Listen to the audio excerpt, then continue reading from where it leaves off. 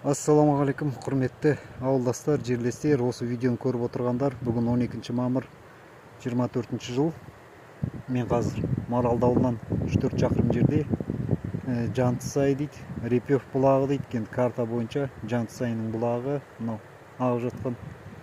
Және айтқым келгені мынарда осы Жантысайдың аузында арамыз тұр. Қазір жеміс ағаштарының ішінде мойыл гүлдеп тұр, массовый. Одан кейін бұталар ақырындап гүлдеп келеді.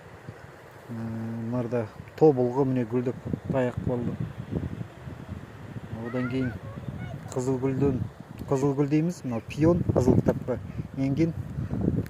Одан кейін метельник дейді, мынау медонос, қарағанның бір түрі.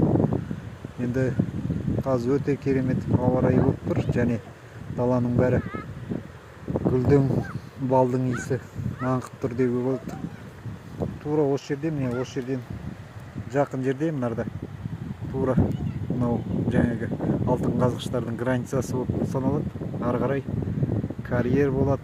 Мынадан қазір 1 километр жерде фабрика салынып жатыр. Енді осындай табиғатты құртуға біз қарсымыз, және фабрика салына қарсымыз, және осы халқымызға қысым көрсетіп жатыр. Қазір сол қысым тоқтатылсын, бәріміз аман болайық, осындай табиғатымызды қорғайық.